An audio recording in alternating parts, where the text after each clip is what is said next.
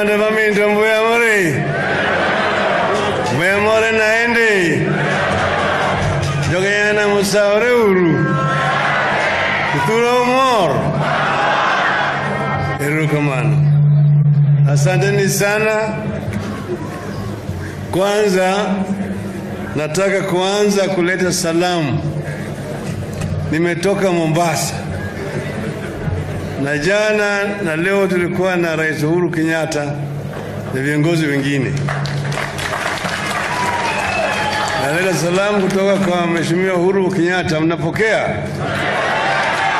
Na wale wenzetu ambao tulikuwa nao kwa NASA, sasa wanaitwa OKA. Vile wameleta salamu hapa, mmesipokea? Nimeleta salamu ya kijana kutoka hapa ambaye ni waziri katika serikali, Mheshimiwa Fred Matiang'i. Ndio. Jana tulikuwa na mkutano kule juu ya mambo ya kashfa ya COVID, mambo ya corona. Na tukaarifiwa na wataalamu juu ya hii shida ya corona ambaye ni kubwa zaidi, kubwa kabisa. Ukiona yale ambayo wataalamu walikuwa wametuonyesha, ndio sababu ikaamuliwa ya kwamba hali ya hatari itangazwe na endelezwe kwa siku 60. Ikawa hii mkutano ilikuwa tayari imeshapangwa, na tukapata habari ya kwamba wengine walikuwa washafika hapa. Hema ilikuwa tayari imeshawekwa hapa, na hata wanyama wengine zilikuwa tayari zimesalimu amri. Sasa ikawa ni vigumu sana ya kuahirisha.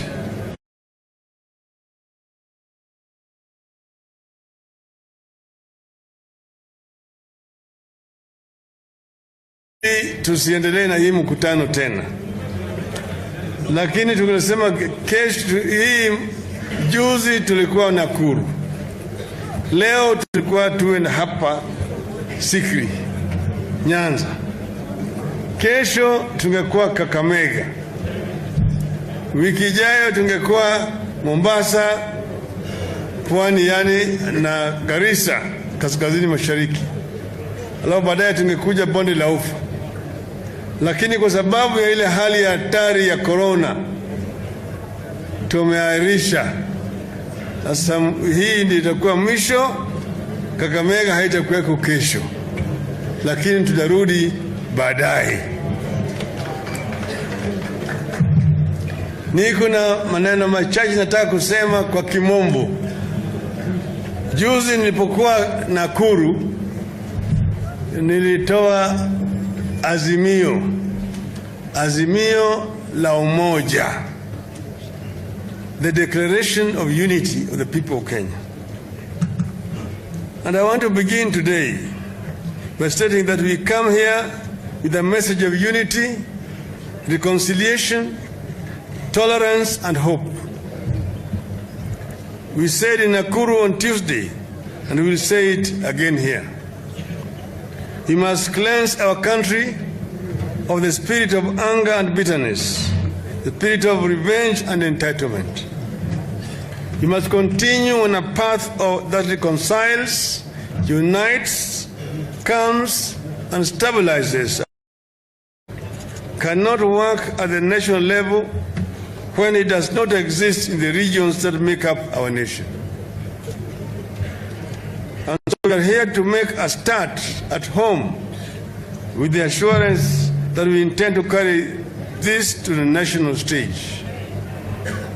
Our desire to unite our people and the country, the Azimio la Muungano, is a noble and worthy cause.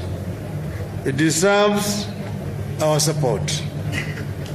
Nyanza has done very well on the matter of unity, and I want to recognize and thank our people and our leaders for the family spirit that prevails here. The region is cosmopolitan, Different communities have lived peacefully in this region since time immemorial. Even in the most tense of moments in our country, the people of this region have soldiered on fairly peacefully, even when they embrace different political affiliations. We are here to encourage a continuation of this spirit and to strengthen it. But unity can only be as good as the purpose for which it is intended. This time, therefore, of the efforts the county governments have made to ensure a shared plan for the regional prosperity and stability. We are here to complement those efforts and to help do more. This region, like other parts of the country, is feeling the pain of COVID-19.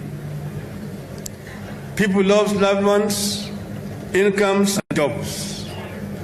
It is our wish that we use these losses and the pain as eye-openers on what we must do here and in other parts of Kenya to build resilient and sustainable livelihoods.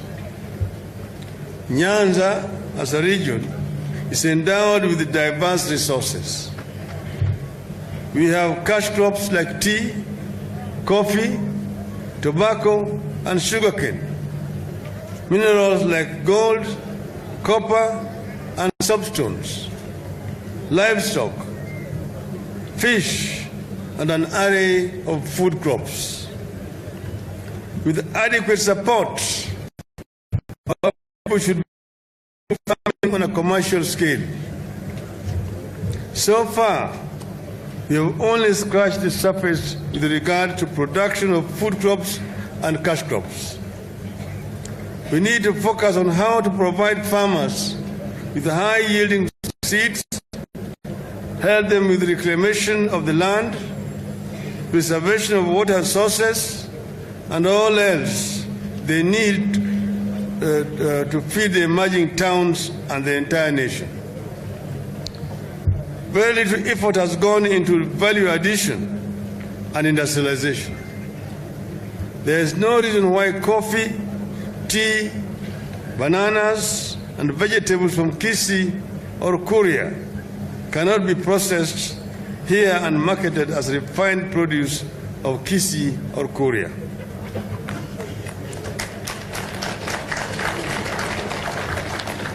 With a better and unified approach to development, we could drastically, but at very subsistence level.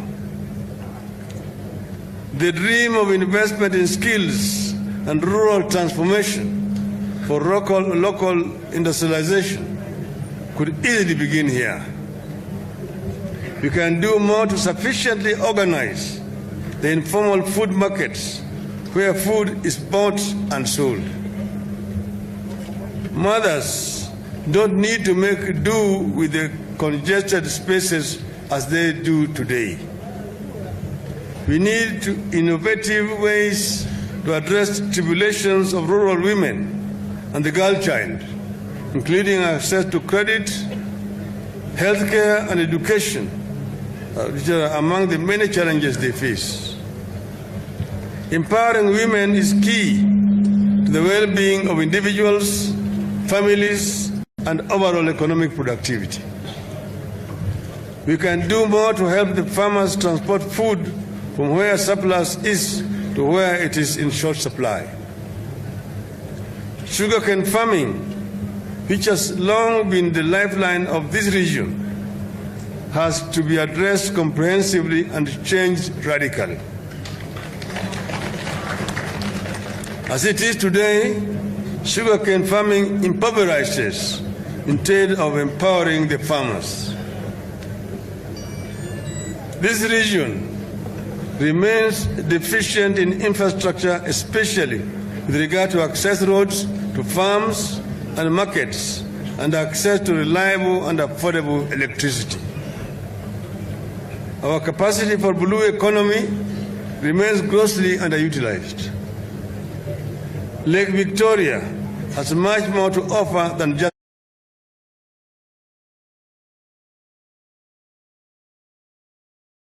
and maritime transport and aquaculture, among others. Even if we limit ourselves to just fishing,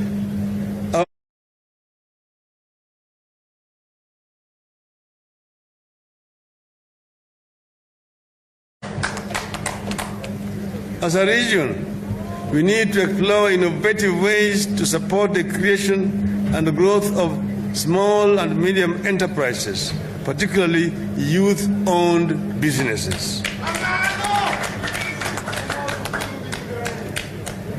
Upcoming small-scale traders in those markets like Darajambili and others need protection from competition from foreigners and neighboring counties and countries and punitive taxation. We need to enhance investment in ICT and digital infrastructure, support communication and businesses, especially those owned by the youth. We have not done enough to identify and support development of skills and talents, especially among the youth. Take sports, for instance. The region has abundance of born soccer wizards and athletes. Young boys and girls who, with just a little support, will easily make it to the big leagues. But they are mostly on their own. The community football clubs here are struggling and sport facilities are wanting. We need a rethink. It is possible for us to set up a regional body dedicated to identifying skilled youths, organizing regional competition,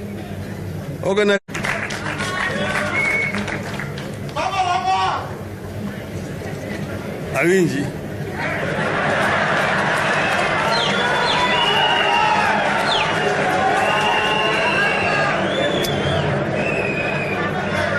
Our most precious resource here as a country is our people. The healthier the people, the stronger we are, and better our ability to grow from our own efforts. We need to pool efforts and resources to ensure that the region has a robust primary public health care system, starting from the family level to the public health care delivery system as a whole.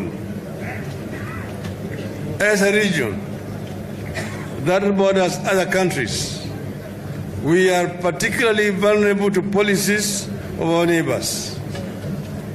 We have seen that during this pandemic and with regard to security, our people receive foreigners whose status are unknown.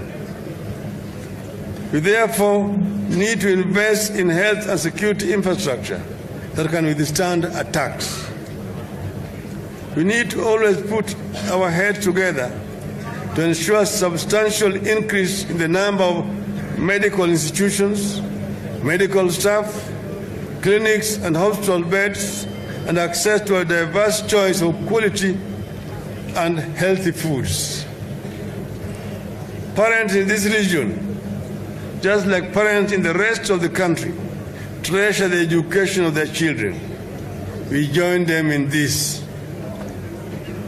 But recent policy changes, like the 100% transition, which we fully support, require that we do more for education. Schools are bursting at the seams. The recommended teacher-student ratio is failing, and that will have consequences for our children. You have to institute partnerships between national and county governments to address the issues of infrastructure in schools without wasteful and unnecessary duplication. So, ladies and gentlemen, we are here to appeal